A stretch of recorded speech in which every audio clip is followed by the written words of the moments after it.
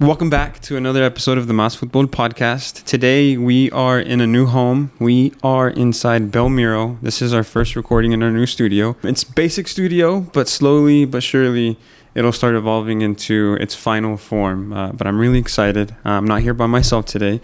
I am here with the All-State coach for the 4A girls, Carlos Lopez. How are you today, my friend? Good, sir. How are you? I'm good. Thank you for coming. I appreciate it. I appreciate you inviting me tonight. Nice to meet you, man. Nice to meet you. Congratulations on your season this year. How was it? How'd it go? This year we made history in Weatherford. We made it to the state finals, which is something that has never happened out of Western Oklahoma in Weatherford. For the program, it's pretty amazing. I'm finally now getting down from those clouds that I was able to be in, and it was amazing. How is that? Because the goal is always to win state, right? Mm-hmm. But at what point did you start believing that, hey, we really have a shot this year? Well, I told our girls, it was right, I think it was the week that we were supposed to play Clinton, which when we were starting our district games.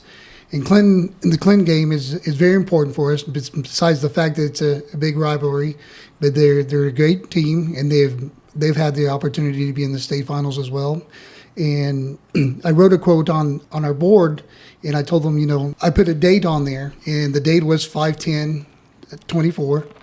And I said, this is our goal, and this is part of our dream that we have to get there. And that's all it was said. It's still written on the board. It's still there. For me, it was something that I wanted to make sure that it was just not about the Clinton game, but what they got out of the Clinton game was what was going to progress for the rest of the season. We won that game against Clinton, and things progressed through there, and we got to the state final. It wasn't an easy road to get there either, but I think once we got there, again, it was something that we hadn't, dreamed of before, and it was something that we wanted to do years ago, and finally we were able to get there, and it was the greatest feeling ever.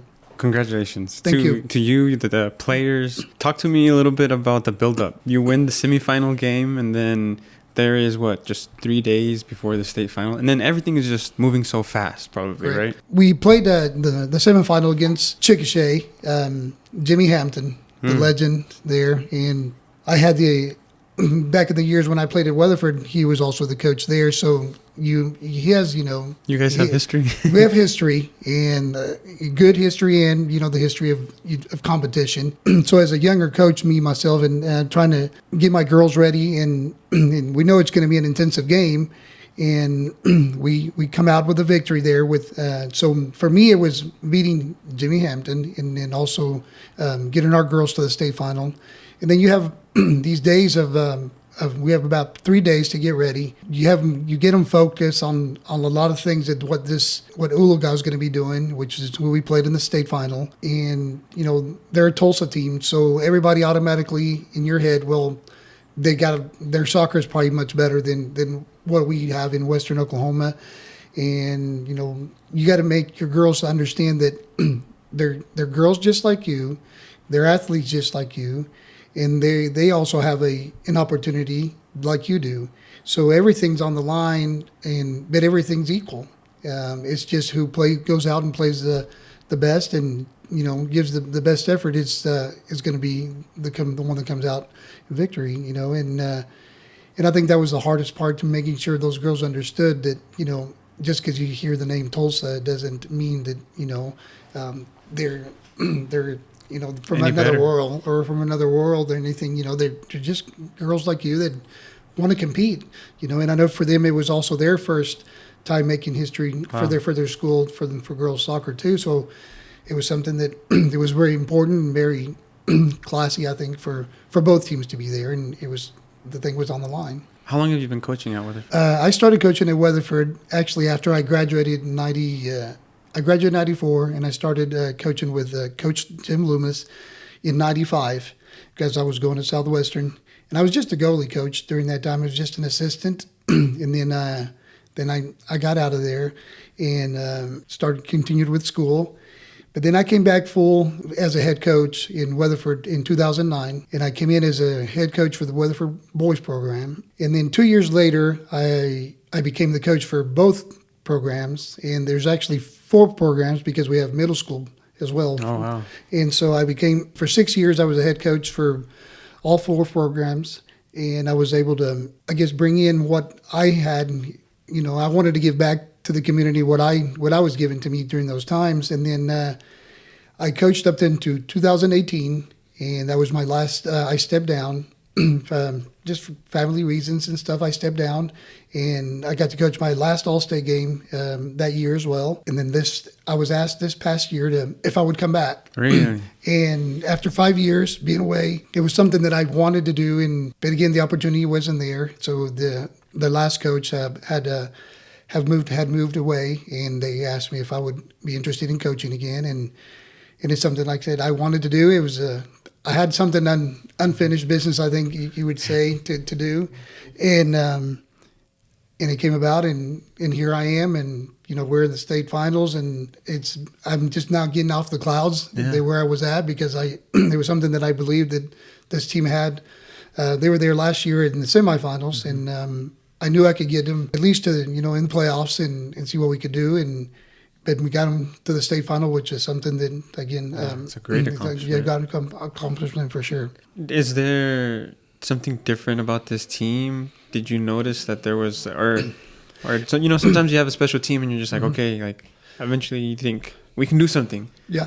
Well, I believe even though I wasn't a part of the coaching staff through the years where those girls were playing, I was a part of the program still. Either I was a part of the board or always painting fields. Your fingerprint was there somehow. I somehow or there, I was always there watching and making sure, behind the lines, you keep your mouth shut, but you're always wanting to coach and move things. You move pieces, but you can't because of that's not your job anymore. I feel like you understood that it's just out of your hand. It's like if you love something, you got to let it kind of fly, do its own thing. But you were still there, just watching. Yeah, I was there, just watching, like you said, and it's hard to say anything, but there's other coaches there, and they have to do their job too. And you can be a parent outside and keep yelling all you want, but there's still a coach there, and then that's what they have. What they say it goes, And so with this team, like I said, I've been watching them for quite a while, and there's a lot of young ladies. Most of them are, we either have freshmen, sophomores, and juniors. We only graduated 2 seniors, and I think this team getting there last year also to the semifinals, and they lost to Holland Hall, and I believe they were the state champions. So I knew there was they had the taste of getting there, but again, there's just a lot of quality in them. They really they work really hard, and not only just in practices in general, in school, academics and stuff. And we talk about all those things that that are important, because it's not just about soccer. It's about making sure that they're disciplined enough in everything they do that'll help them later on in life. So I think that was the special part. The hard part for me was because I didn't know very many of them, or they didn't know me. I know they've heard of me and stuff, but again, there was a lot of them that are daughters to a lot of friends that I had back in high school, and so that was a special part of it for me also, that they could do it. But again, you have to make them believe. As young as they are, you're there to make them believe a lot of things that they can do, and I think they showed that. What are you telling your team the day before? What are you telling yourself? Like, did you do anything special? How do you get them to calm their nerves and the night before a special event like that? The night before, I believe we had a team dinner, and we played bowling. We went out and we bowled, and so it was completely different from soccer. It was just a team thing where we could communicate and just talk about other things besides soccer, because that was probably the biggest thing that was on our mind.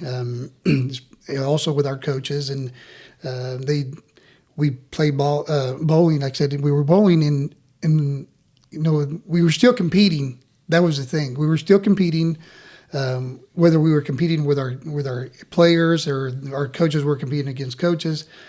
But we weren't thinking about soccer, but we're still competing, but we weren't thinking about soccer. So I think that was something that was needed, and a lot of the parents they helped out with that. That was important.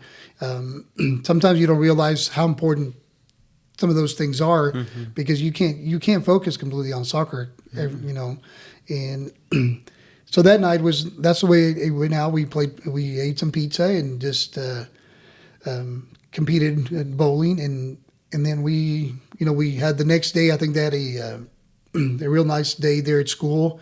We weren't able to get out earlier as we wanted from the high school that next day. But also that next day was going to be besides the fact that getting to the game was going to be very important. The other thing was there was the community. They were going to gather out there and for the bus to get out. We had the police, and we also had the fire department. Everybody lead us out of Weatherford, and that was probably when, for me, especially for me, and I know some of them is when it really hits you that we did something special. It was hard to keep in whether your tears or whatever. I don't care how old you are. If it's something that amazing that you feel it, and sometimes you don't want to see your players watch you cry, but hey, it's part of the moment, and you got to live it. Yeah. And for me, it was that special, and then we got to come up here, and we stopped at a local place, and we ate something light, and then we headed to the stadium. And when you get there and we get to the big door and Taft Stadium, it's I've been there a couple of times with the energy team and everything, and being out there now, being able to go into a place where you're actually the star. They open the door, you come in. It was the eye.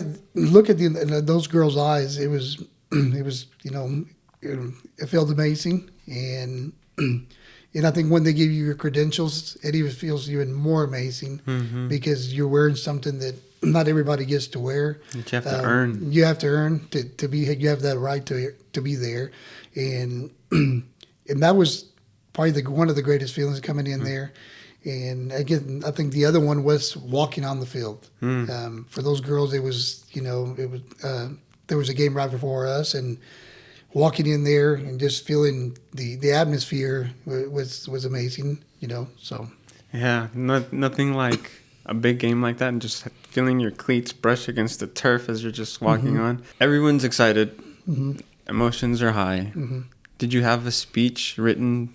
Were you waiting on something in the moment? Do you normally do that? How did you bring everyone into the moment in the locker room? Well, we weren't able to get a locker room that day because of there was another game there. So we went straight to the field, and we were trying to get all our girls taped and ready. And we have quite a few, maybe about 6 that needed to get taped. And our athletic trainer was a little bit late. He had something had come up, and he was just things happen when that's going on.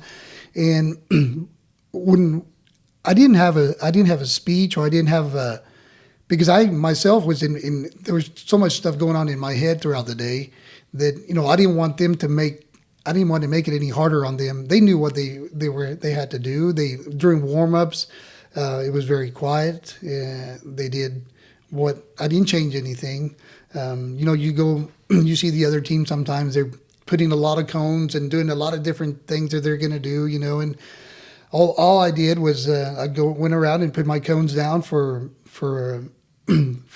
my team there, and enjoyed it. That's what I did. I enjoyed the fact that I was putting cones in the stadium where many years that was a dream for us to get to, but when we came together again, we say our normal prayer that we have one of our players say every game, and we didn't change anything. I didn't want them to change to feel any changes. There was not going to be any different speeches that I had before. Besides, what's at stake. Go play hard. But the biggest thing that I think we all said was have fun, because if we can win state, and if you didn't have fun, then there was no logic in it. So I think that's one of the things that us coaches said. You got to go out there and have fun, enjoy the moment, and have fun. How did the game go? The game went. I think it was around the 16th minute. We scored off of a corner. We've been struggling, I think, all year to score off of set plays.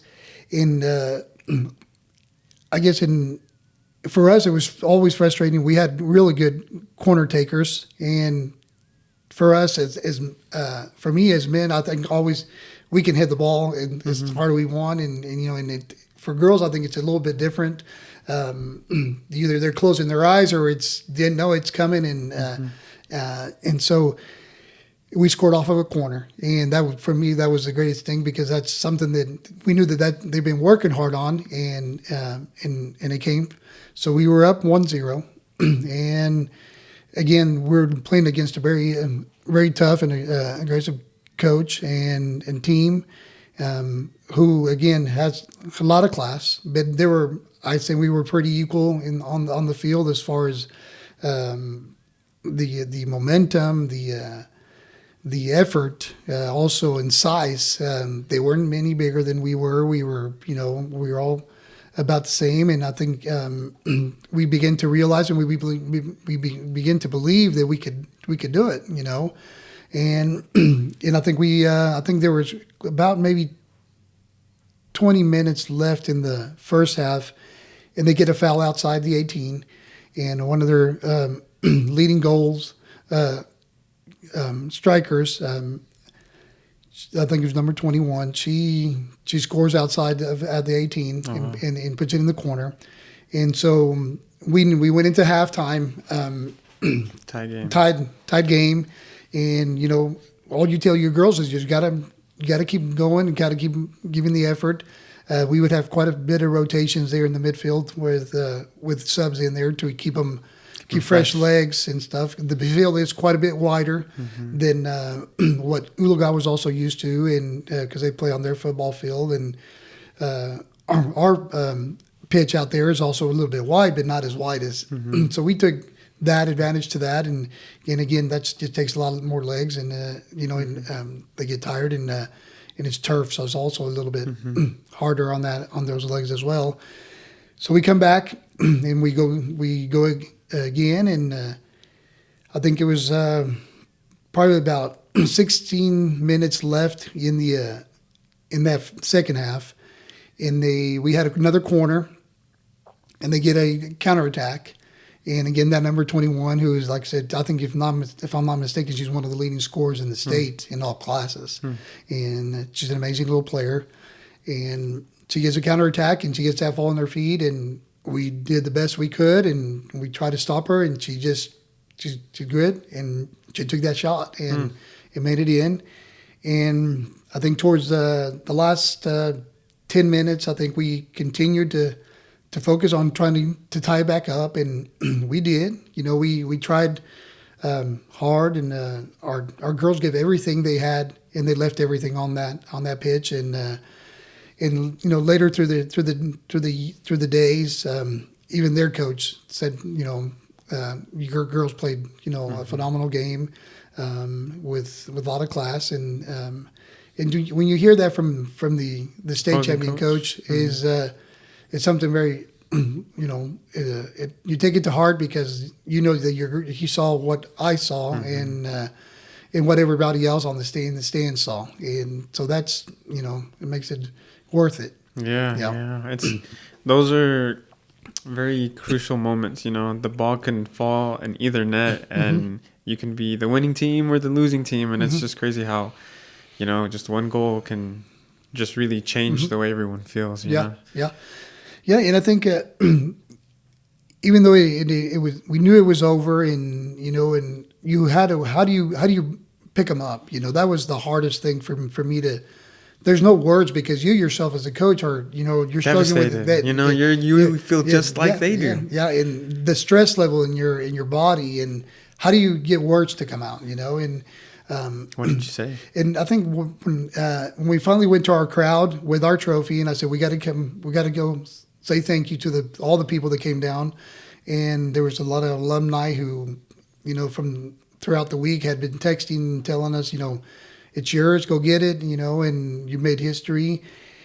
And as we present that trophy to those girls, and I lift up that trophy, and I go straight into tears, and I tell them, hey, you did something nobody else has done before. So take that moment and just know that you can be back here again next year, and take it, But I said, take the moment and enjoy it, because no one before you has done this. So, again, like I said, it was hard to get out the words and stuff, but it was done. They might have lost the game, but at the end of the day, they still won, being second. And that's a hell of an accomplishment. Correct.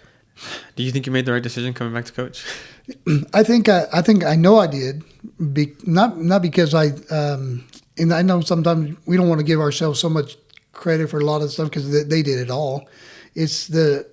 I knew what I had was some unfinished business from back when I stepped down. But for me, it was something that I knew I could get them there with just if I made them believe. A few months before that, my mother had asked me if I would go and accompany her to my sister's graduation in North Carolina, because she was graduating on the 10th. And I told her, I don't think I can do that. And she goes, why do you think? And I said, I will be playing the state final. And I said, well, at least I want to be there. And I said, it could be the 10th or the 11th. And I said, I don't want to make you upset, but also, so to me, that was something that stood in my mind. And then after talking to Mom later on that day or that evening, and she said, look what you did. Look what you did, yeah. The law of attraction. You spoke it to existence. Yeah. And so I believe in that. I think a lot of the energy you create is what you get back to you. Yeah. And I think that was something that was, like I said, that's quote still on the board, and that date still on the board, and it's still there. Do you still have unfinished business? I think I do still have unfinished business, and I think that's a lot of the questions that I was asked after the season was, are you thinking of coming back? Are you staying? And I believe I am, because I think we can, and I think having the support that I have from my brothers and sisters and my family, my daughters, I think it's something that I said that I would always keep the program going for my girls to go through the program, and my girls did go through the program. And did they go into the program when you were coaching? Yeah, oh, wow. Yeah. I got to coach all three of my older daughters. One of them was an All-Stater. Maria Lopez was an All-Stater in 2018. And so to me, that was always very important, that there was a program there for them to go through. Now they're out. But I think there's still something there that we can still continue to grow the program. And throughout the week, we also heard a lot of girls, we want to go out for soccer now. And that's something that's important to me, because, if you don't have the numbers, then you don't have a program. There's nothing you can do. But this makes these young ladies that want to come out and give it a shot because of what they saw these other girls do. And I think there's also a lot of other teams that I had in the past that led the path for these. They laid a path for these girls to continue. I think the very first time we got to the semifinals was in 2014. We made history that time too, but now they got to see something different, and and it's what we do every year. We can't wait till the next or something, but you got to do what you can when you have that opportunity, and we're going to take that opportunity. I ever thought of a meme. I don't know if you've seen the Leonardo DiCaprio movie where he's the Wolf of Wall Street, and he's standing up front on top of everybody, and they're questioning if he's going to leave or if he's going to go. And he grabs the mic and he goes, "I'm not going fucking nowhere." Yeah. That's what I just imagined you were saying that. Yeah. It seems like this generation is going to inspire the next generation, like Correct. The one in 2014 inspired this generation. Just kind of like the World Cup coming to the U.S., it's going to inspire a lot of soccer. What's up with the soccer in Weatherford? Why is Weatherford a soccer town? Does having SWASU in Weatherford have any effect in that? What would you say that is too? Well, the programs in Weatherford were started. The boys program started in '87. and then the girls program started in '92, and so to this year we're exactly 32 years into the girls program. But I believe soccer, like I said, back in the '90s, soccer even in the United States was so you didn't hear much about it. It was something that it was a bastard child, right? It was recreational. Now you have all these competitive teams, and we have competitive teams in Weatherford. Having Southwestern there is also a big plus for us, because I have benefited a lot from Coach Pearson's girls to be assistants. And they have the quality of the game to be able to help out with coaching, but also with these girls want to be a part of the the Southwestern. Yeah, they become inspired by them. They see them and then see themselves in them now because they have a reference. Correct, and then and there's a lot of girls who come from this part of in Oklahoma City area, Tulsa, and they're playing at SWASU for the Bulldogs, and again there's a few girls that graduated from Weatherford all for the years that are playing and are still playing there at Southwestern, and that also it's also a goal and a dream for some of these girls that you can do it too, and we came out of Weatherford. We're not a big town, but again I think it's a town that has a lot of love for their kids. Our facilities are amazing because of what they do out there. The guys that are in charge out there with the mayor and Mr. Trent Perkins, who's in charge of Parks and Rec. There's another gentleman, Eric Grattery, who one of his daughters also on the team. He takes care of that field like if it's his baby, but it just shows the pride, and I think we got to see that this year when getting to state. I think the community really came out and and support, and so I think that's why Weatherford soccer is growing. Even the boys did really amazing this year, and again, that's just they love watching soccer. And to me, soccer is not playing kickball. I want the passing. They want to see what the women's national team are doing. Those types of the games. The kickball thing that doesn't. It's more frustrating.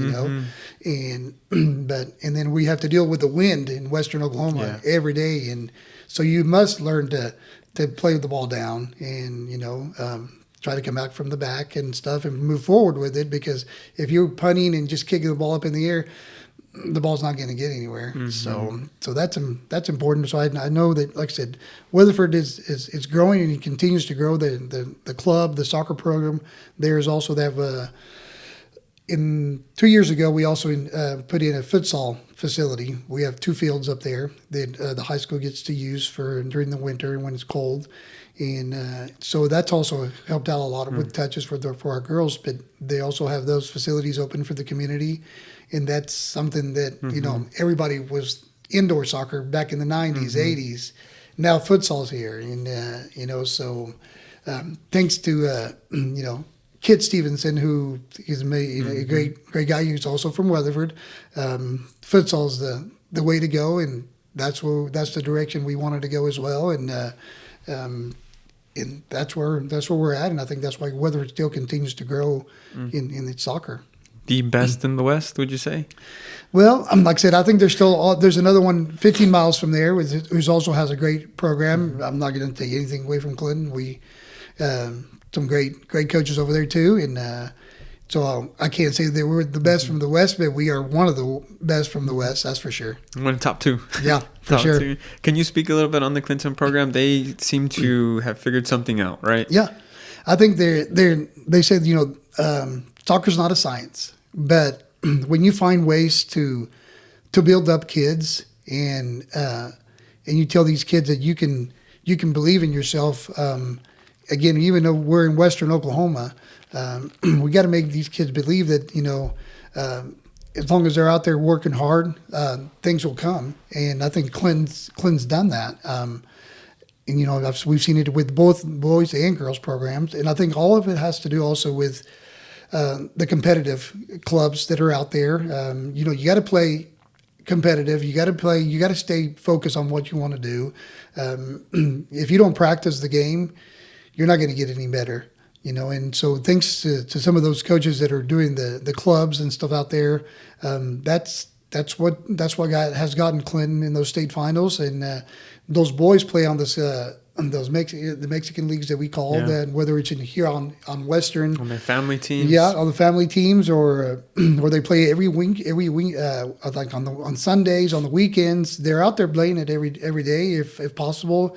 The lights are on, they're scrimmaging, the ball's on their feet, and I think they're doing their part. But I think as coaches, we just got to get them and mentally prepared to let them know that they can do lots if they just believe it. And it doesn't matter how old those kids are, whether they're freshmen, sophomores, juniors, they can do it. And Clinton's done it.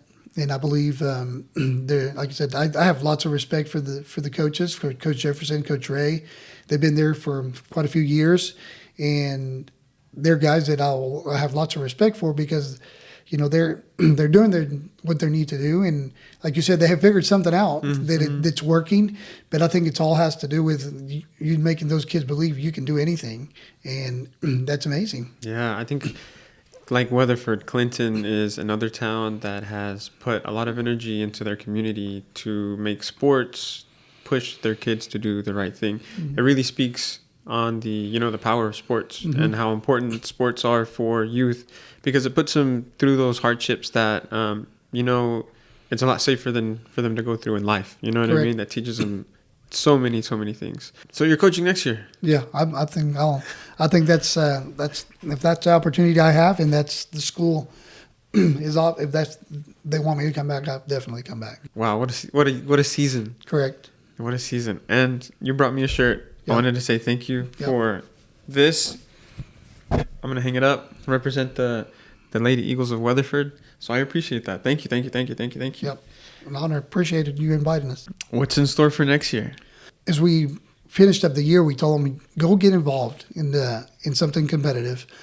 I said, if there's a lot of you who want more playing time, you got to go play. You got to go practice it. Mas Futbol. Yeah, Mas Futbol. The ball has to be at your feet at all times to be able to improve yourself, to be able to improve your touch, and get more playing time. It has nothing to do with whether you're a freshman or a sophomore or a junior. It has nothing to do with it. It's all about how you work on the off season. We don't have time later on during the season to work on a lot of those small things, and so it's important for them to get involved, do something responsibly throughout the day. Don't be just home sleeping. Do something. We have Eagle Pride where they go do lift weights and do different things, strengthening coaches that we have there in Weatherford, and they got to go do something. And and so that's the only way they can improve themselves, their bodies, and maintain focus. I like that. If you're working on yourself during the season, it's too late. You got to work on yourself before the season. Correct. I like to say Mas Futbol because I feel like more soccer fixes a lot of problems. Like you said, how to get better? Play more soccer. How can we make friends? Play more soccer. What do you think Mas Futbol means to you? I think Mas Futbol, again, like you said, it's you become more social. You come out of your shell, and because you get more involved with different people. And I think to me, that's always been very important, being social. I was telling our All-State girls, and we had our picture the other night, we had a meeting, and I said, how are you going to, you got to go introduce yourselves. You got to know who you guys are. You already played against each other. You were rivals. Now you're coming together to beat the West, the East and stuff. And I said, but it has to do with Mas Futbol. Why? Because if it's soccer, it's just a little soccer ball that unites a lot of people in the world, but it also unites this. It's going to unite this team, but it have to be because of football. Soccer. It's a growing sport, but it's its own language. You don't have to. We all speak it with our feet. It's not how we talk. It's just how we play. We can go anywhere in the world. We know the Copa America and all that's coming into the close to Texas and everything. It's a celebration. It all has to do with this little ball. That's all it is. But what it does, and if you ever go to any of those games, the feeling you get, it's something that you can never feel again. And you see people from all over the world that you get to touch hands with, you get to, hug, and you get to celebrate. You get to cry. You get to cry. You get to feel pain. Yeah. Again, it's because of Mas Futbol. Yeah. Like Charlie said, it's just because of this little ball. Yeah. This ball brings you joy, it brings you pain, it gives you so much. It teaches you so much. Correct. Everything in that ball, whether it teaches you how you make more goals, the discipline that it takes to maneuver that ball. Discipline it takes to get to the state finals. Correct. Everything is all around that, but it has to do with Mas Futbol. The more you do it, the better you get. And the better you get, the higher you're going to do, and the better you're going to do with things. Not just in soccer, it's in life. How are you dealing with getting all these kids from the West, playing on different teams, dealing with all these egos that come with the best players on the best teams in the West, to put them together to create a good team to compete against the East? Who's coaching the East? The coach that's coaching the East is Coach Foreman out of Hilldale, which I got to coach against. We played him in the quarterfinals. Okay. Great coach, good atmosphere too, and so for me to getting all these girls, which are the best of the West, and the quality players, girls from Heritage Hall, from Clinton, Bethany.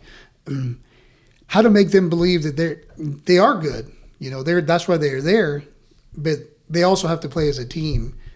One of them individually cannot beat the East. They all have to come together. We don't have them as much time to get them together to play, but I think that's an important thing. That like you said, their egos sometimes are really high. I'm the best, but you got to go show it. It's they got to. That's why we bring them together as a team. And how many practices do you get with them? Well, I think as many as we can possibly. Oh, really? Yeah. Okay. And next Wednesday we're bringing them into to Weatherford. We'll scrimmage our runner-up girls. They're going to scrimmage with my girls, and again, I told them we're inviting you guys to Weatherford, and okay. And then I said, but I'm going to feed you, and that was it. That's it. Perfect. Because it's a good hour drive for most of them. Yeah. But again, it's just bringing them together, and that's probably the hardest part. But as a coach, I think you get to relax a little bit and watch some great soccer being played. Again, it's Mas Futbol in there, But as a coach, you get to enjoy it. You get to see these amazing players play against the East, and it's a good rivalry. You know? That's definitely probably one of those moments where you just really want to get the ball, set up a few goals, throw the ball out there, and just watch. Correct. And appreciate, the level of soccer coming out of the 4A in the West, because not a lot of people get to experience getting to be a coach for the All-State. And I didn't even think about, the difficulties of trying to get everybody to come in and, take those pictures. And then on top, it's kind of like you're creating a little mini camp for your national team representing the West to play against the East. So, which is an experience within itself. So you also want to provide a good experience because, they're not going to get to do that ever again. It's definitely a privilege. And then they get a jacket, don't they, as well, for making that? Yeah, I think each school does something different, whether you get a jacket or a ring. And it is something special. I had the opportunity to do it in '94, and I still know some of those players back in the day that I got to play with, and it's a memories that you're never going to forget. I'm never going to forget that I scored in that game. You're never going to forget some of those the coaches, Where did you play that game? I played we played it in Choctaw. Okay. Yeah.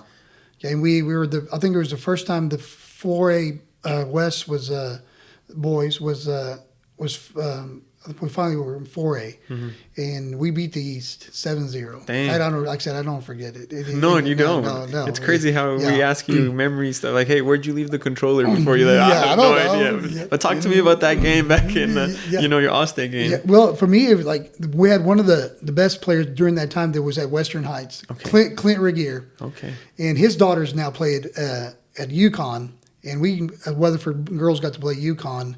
Those girls are amazing. They were just like their dad. Talk about UConn had a great year. Oh, yeah. They had a great year last year as well under Levinson as well. Unfortunately, I remember how they lost, I think it was the semifinal game that year as well. But UConn. Shout out to UConn. Yeah, and like I said, again, we had some amazing players back during that time, and it was for the first time we get there, and for me, it's completely mind-boggling that you made All-State, as a player. So it's and then you beat the East, and because the East has always been so powerful because of soccer was more. It was just a higher level back then. There was more players out of Tulsa who played more competitive and stuff like that back in the day, and for us beating the East, that's You guys didn't beat them. You guys pummeled them. yeah. And so again, those memories, you don't forget. Yeah. And then now as a coach, this is my sixth opportunity to be the head coach. Wow. And so. Everyone, I've coached the boys and girls, and every one of those opportunities you take, I still have friends with some of those kids who all stated for me, different ones from different schools, from Santa Fe South, the Bethany, Crooked Oak, just different, and even the coaches that you get together with all those coaches, whether it's Kid Stevenson, Roberto Ceballos out of Crooked Oak, Sean Williams out of Bethany. Those are just some great memories, and you through the years you make those relationships with those coaches. That if you ever need anything, whether you're out here, and it's not just because of soccer, if you ever need anything, they're there for you, and it's and that's again has to do with. Mas Futbol. Yeah, definitely. Yeah. The Oklahoma soccer community, it's not big at all. It's big, but at the same time, everybody kind of does, eventually cross paths with each other in some certain way. It makes me curious, how did soccer start for you? Like, where did the passion come from? Who brought it into you? Okay. When I migrated from Mexico. I was born in Leon, Guanajuato. Oh, wow. I love that city. Yeah, and I migrated here in 81. And we followed my father up here and straight in Weatherford. And so Weatherford. Of all places, you could have gone. Yeah. Why? How? Yeah. And why? I think there was family already there. Okay. And Weatherford to me is my hometown. That is home. It is home. The community, and again, through the years, everybody knows it was Carlos, but I had a first grade teacher, Miss Sisson, who spent a lot of time with me learning the language. I didn't know any English. And she would take me to her house, and she would put me to read, and would make me to be where I am today because of what she did for me. But so being a migrant, it's very important. I'm Mexican 100%, but I love where I am. But you're also an Okie. Yeah, and I love the opportunity that I was given, and I thank my father and my mother for giving me that. And the passion of soccer has always come through my father. He played in Mexico for a long time, and I'm trying to remember the team that he played with there in Leon, and he would tell us stories about back in the day. Antonio Carvajal, I don't know if he was the five cup man for Mexico. He was the goalie. He used to coach Leon, and Unión de Curtidores, if I'm not mistaken, was Leon, Guanajuato is a place where they make shoes. So curtir means that's how they prepare the leather, and so there was a union, and they made a team, and that and my dad's a carpenter, and myself, and so Antonio Carvajal, who was the head goalie for Mexico, he played in 5 cups. He was the first in the Guinness Book of Records for participating in 5 World Cups, first ever, wow.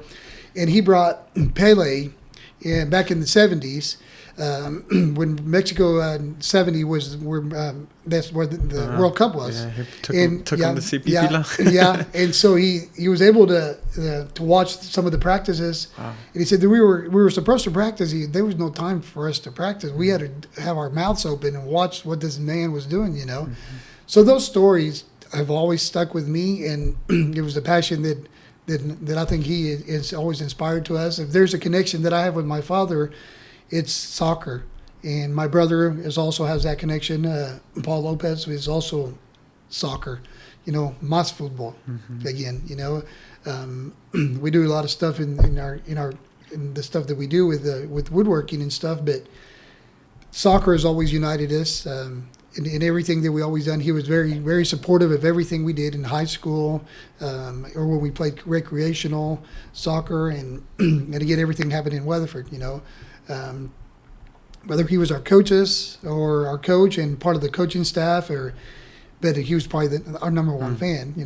So to me, getting to the state final, that was something I needed to give to him. And it was special because he runs my shop for me, and he lets me do what I love. And he stays and he continues to run the shop, whether I have to leave early, and and no one does that just because. I know he does it because he loves me, and I know he does it because he loves the sport, and there's something that unites us, and it's Mas Futbol, and so that's where the passion that I have is because of my father, and we had the opportunity in '94 to go to the World Cup here. It was a gift that was given to us. My year that I graduated, being there with him. You guys got to. We went to a game. Oh, wow. We went to a game. We got to watch Nigeria against Bulgaria. Okay. And so Chris Stoichkov was playing, during that time. But the atmosphere that I felt that day, or that it was around us, and what we felt, there's nothing that's unmatched to anything. You can go to a football game, you can go to a baseball game. You're not going to find it in baseball. No, yeah, and I know, I don't dislike the Thunder or anything like that, but you can go to a Thunder game, you can go to a OU football game, but nothing will ever amount or come close to what I felt there in the World Cup. And now that it's coming back again, that's something that you want to prepare for it. And are you and your dad going again? Yeah, we want to. Yeah, that's something it's something that that I think it's important for us as family. But again, Mas Futbol has everything to do with it. Yeah, it's kind of like a rite of passage. You have to go at least to one game just to say that you did it, and just talking about it gives me kind of goosebumps. Yeah, a little bit, you know what I mean? Yeah, absolutely. It is the Mecca. Did your dad give you any advice before the game? What did he say to you after the game? I think before the game, I think he would ask me, "How are you doing today?" Because he would see I wouldn't eat lunch. And there was nothing they would fill me up enough for lunch, and so he would ask me throughout that week, how you feeling today? And we'd come in the morning, I'm okay, and that day, that Friday, because he knew I was going to leave early and from work and everything, and how you feeling today? And I said, I'm good. He goes, just go have fun, and that, like I said, those words really set with me, because if I go out there and stress out every single moment, I won't get to enjoy it. I enjoyed the when we scored. It was a great feeling. I jumped up and down, but I got to have fun with it, and so you listen to your dad on everything that he tells you throughout the years, but that was one of those moments when he said, have fun, go do what you can. You already did what you had to, and the hard part's been done. Yeah, just go have fun. And so that was good, and it was special having my brother there at the final, having a sister who came down from Weatherford, Texas, just to be a part of it, and just for that night. Was also, having your family, my daughter is there, and my grandkids there it's the greatest feeling, and again, it has to be because of Mas Futbol. Yeah. Did you at one point did it hit you that you were questioning if you should even come back? And then you woke up one morning and you're just like, wow, it's the morning of the state final. Yeah. I think I did question on the fact that, having my two grandkids now I have three. I spend a lot of time with them. Thanks. I spend a lot of time with them, and they know who their papa is, and they, if I come around them and I don't acknowledge them, it's over, and so it breaks their heart. Yeah, and so for me, I had to step down because of family, because of them, and because I needed to spend time with them, and I think now that they're a little bit older now, and and my daughters are older, I can step away a little bit and still focus on whether I can give it 100%. If I'm not giving it 100%, there's no point in doing it. Right. And so I got to do it better than I did the first 9 years. And so that's what we had to do it. Did your dad play? Yeah, he did. He played even when we were up here in the States. Dad never got to play. I mean, he maybe came close playing maybe semi-pro or something like that back in the day when he was younger. But he played up here when we played at on Western. But I got to play at Western. But when we still didn't play at Western. We played when it wasn't at Agnew. Yeah, or we played off of Santa Fe behind. There were some fields back behind the Highway Patrol, and even Arturo and them, I still had it back in the day, and so I was about 12 years old when I played with the adults back in the day, and my dad was a sweeper, but he was very, very rough, tough sweeper. Was gritty. He was like, yeah. The ball might get by me, but you won't. Yeah, I know exactly what kind of player. And so I played sweeper throughout my years too, but I always played completely different than my father because I didn't want to play like your dad. No, I didn't want to hurt anyone or be hurt myself because he did get hurt. He got his leg broken at the age of 40. Wow. So he was already older, and but again, you just have to. You gotta love the game, but you gotta change things. I think and he was okay with it. He didn't care that I was just say you just don't let him get away with it. Here and that. But playing with my brother as well, Paul Lopez.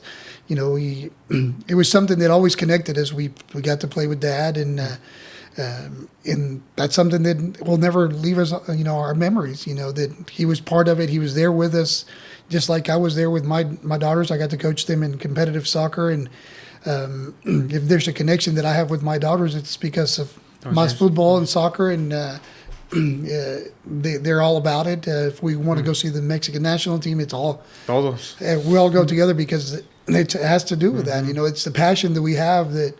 And they know what they're talking about when they're complaining about something. They're just not complaining just to complain, or so or they'll tell me, "Hey, have you been watching the girl? She's not doing this, doing that," and okay, so you listen, because they got to be a part of it and stuff, and so that's good. That's great atmosphere for sure. Your story definitely reminded me of my story. I got to see my dad play at Western, and I would go to all of his practices Wednesdays or Fridays at the park up until I was old enough to kind of hang with the older guys until eventually I was able to play with them. And then there was a point where my dad ended up being a goalie because he just couldn't keep up.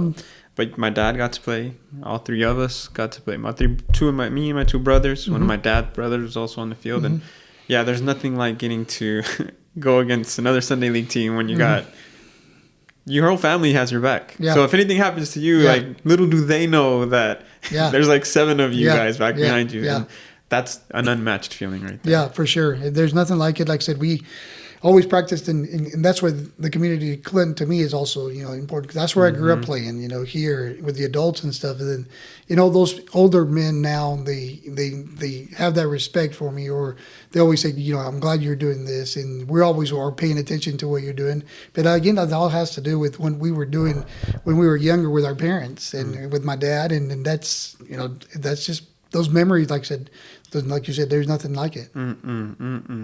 Did you struggle at all coaching your kids? I think that was the hardest part. I think in coaching high school was coaching my girls, and it's not because I think they had to earn everything. And I think I never had any parent ever come tell me that why did I put my kid in there because they were my kid. Yeah, that's what you want to avoid at all costs, right? Yeah, and I think it was hard because one, they were girls, female, and so when you go home, they still have that grudge. You had with their. How do you separate being a coach at 5:30 and then a father at 6:30? It's like I'm not your coach anymore. Yeah, I don't think they're strong. They were strong-willed, and they either didn't talk to me, or they got over it, or and so well, how come I didn't get to start? Or why am I not starting? And you have to put a lot of discipline things in there for them, and I think that was the hardest part, making sure that they did the things right for them to be on that field.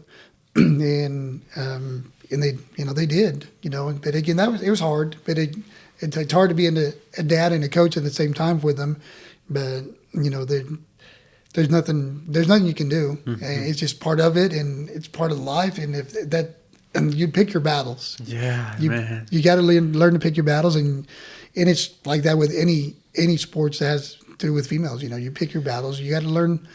It's a different way of coaching. It's not like just yelling at them, or with boys you can yell at them and get their attention. With girls, it's completely different.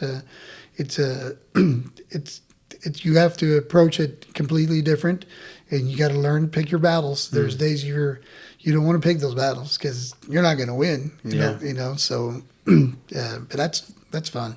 Man, I was talking with a friend of mine who has a young kid, and I talked to him a lot of how I, at times, will just watch my kids mess up, drop something, and then still just watch them react. Like, how do you react to dropping a glass? And I think when you said you were coaching your kid is probably like an even more of that. You're watching your daughter play, but you can't really just coach her step by step. You have to watch her make a mistake, and then at the same time just kind of not really guide her out of it, but just be there and just watch her. And as a father, you definitely want to be there and be like, but then your coaching you is just like, she has to figure it out. Right. You know what I mean? Yeah, and it's they got to learn to to fall, to be able to get themselves up and stuff.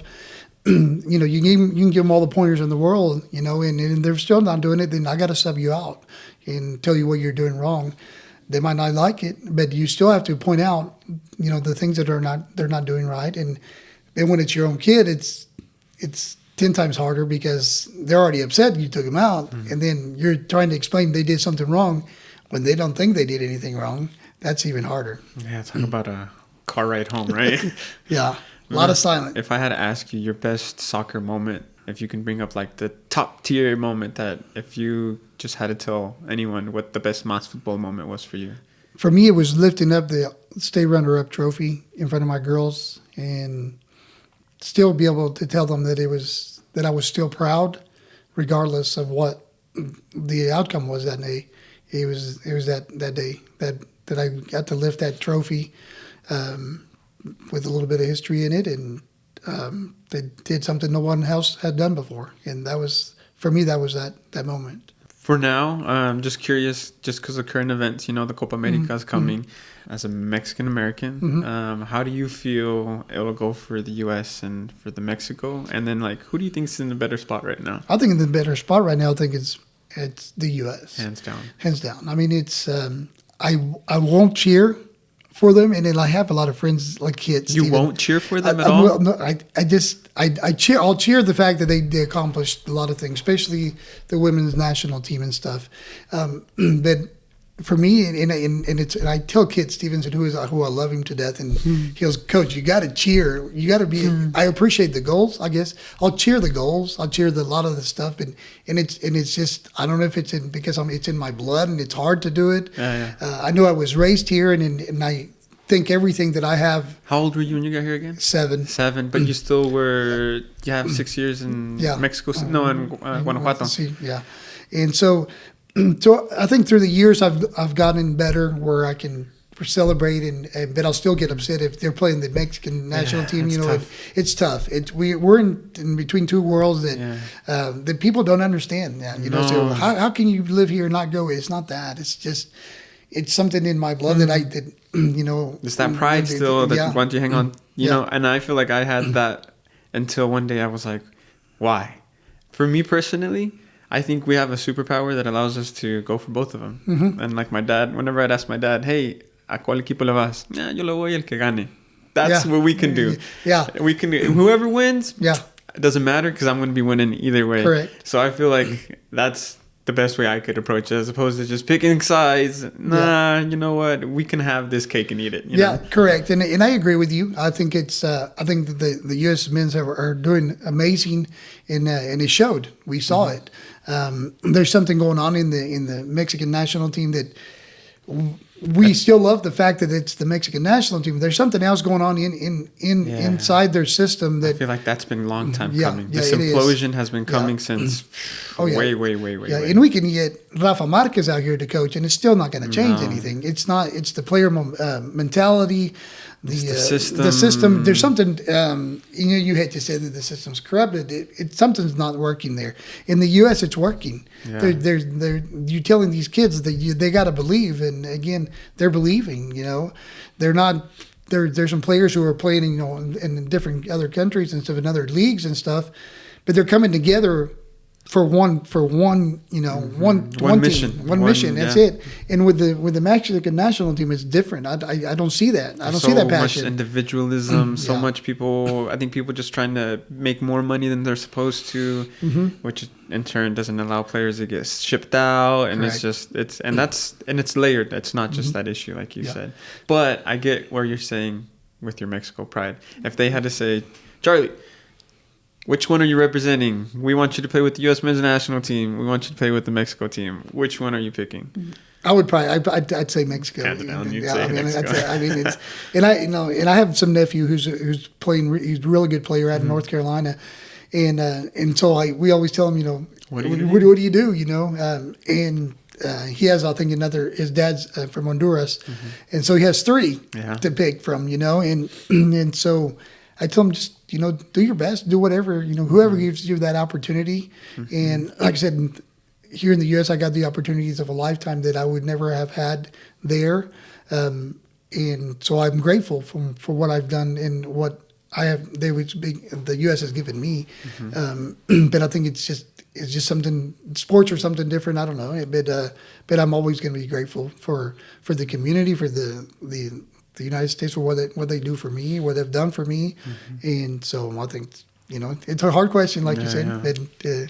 But I guess when you get to that point, you'll get to that point. Yeah, I'm curious. I guess as a first-generation person that, came over, you brought up the struggle of being, of here and there.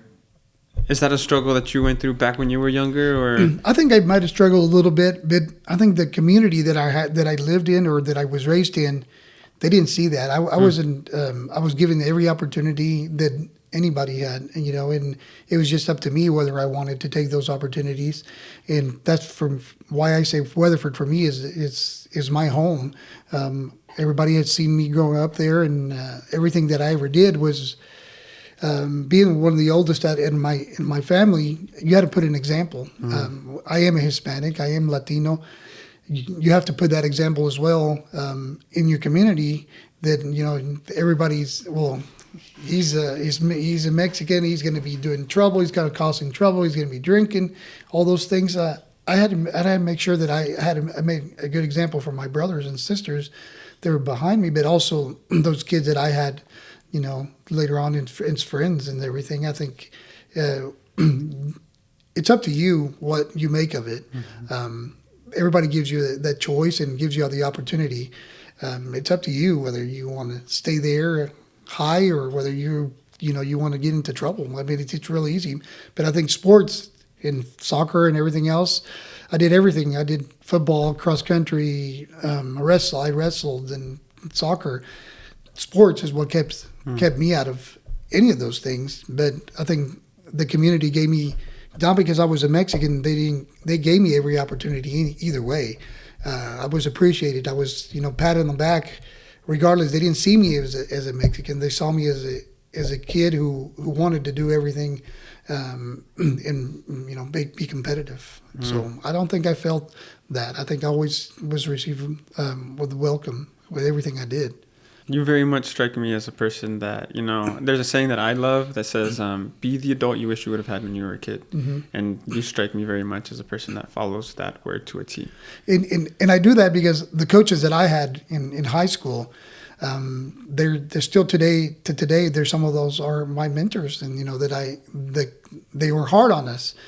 But the discipline that I received from every single one of them in every sport that I did, is why I wanted to be a coach. They taught me that discipline. They taught me that I could do anything I wanted to if I believed in myself.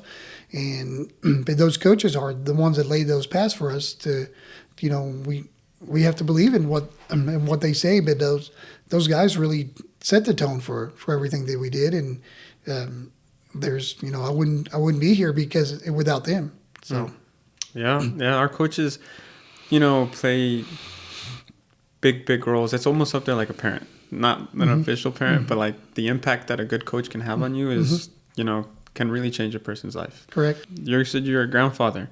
I think being a grandfather is like the pinnacle, at life. If you have grandkids, there's like no better feeling, I would imagine. Where I'm going with this is, how has being a grandfather been for you? And then you're saying now that you're getting back into your coaching, but still trying to be the grandfather for your grandkids.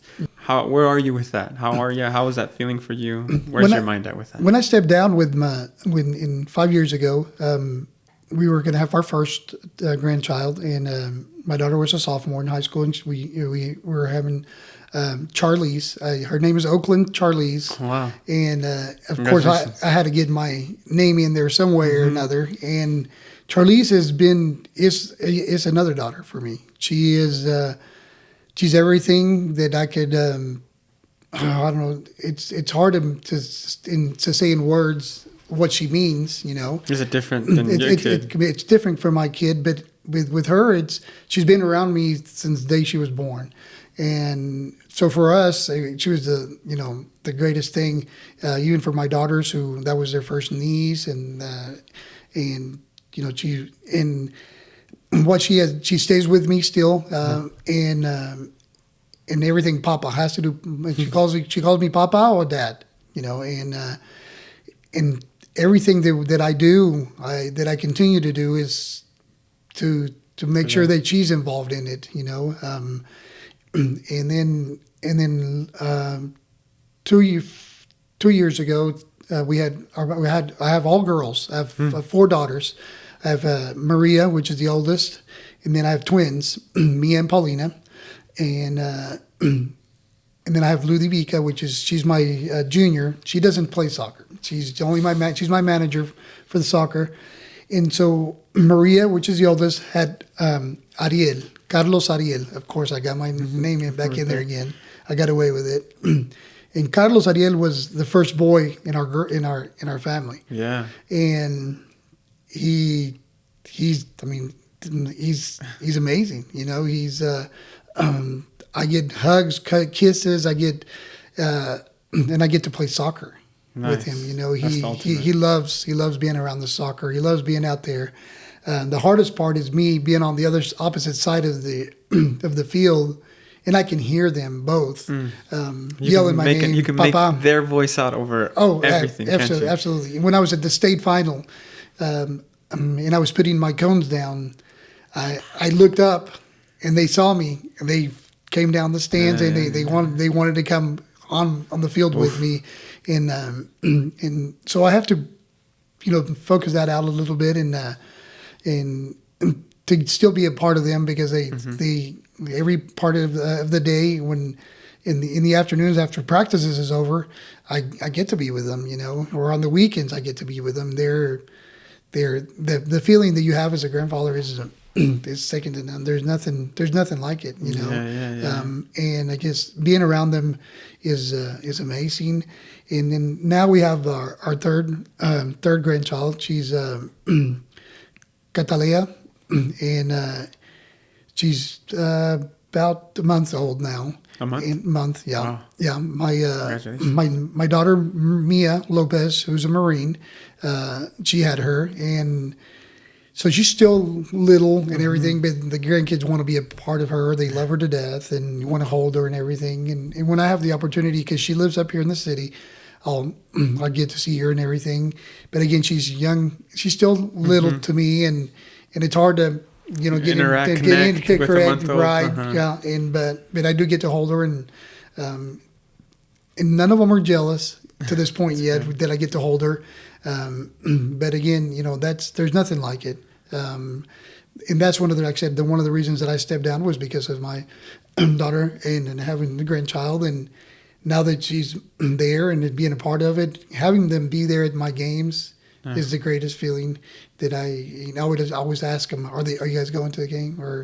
And, usually it's not a question. It's just they're there. But you just love to ask, right? Of course. Right. And then on the day of the state championship, it was Diaz de Mayo, which is Mother's Day. And I know my daughters had to be, they were going to spend it with their mom or they were going to spend it with their dad. And to me, that meant the world to me because they were going to spend it with me. And then they got to spend it with their mom on Sunday. But I know they had a tough choice. And I also didn't have my mother there because she was at in another state. But that meant the world to me for them to be there. But I needed to see my grandkids there to be a part of my history, our history, their history, because their moms also went through the system, and it was their moment, too. So very, very special. What kind of legacy are you trying to leave here at Weatherford? Because you brought up at the beginning of the podcast how at one point in time you were middle school and high school, so you had your hands all in the cookie jar. Now you're back again. Do you ever think about legacy, the word legacy? Well, I think that what I always want to leave is that I did everything that I could for them, but not because of soccer. And it's to teach our kids something about life, to be good parents, good father figures, good mother figures, that they can go out and work in anything they do, in their jobs, in the that they have that discipline, they have that motivation to do anything they can in school, and I'm just a small part of what they'll have in those 4 years in high school, but to me they're everything, and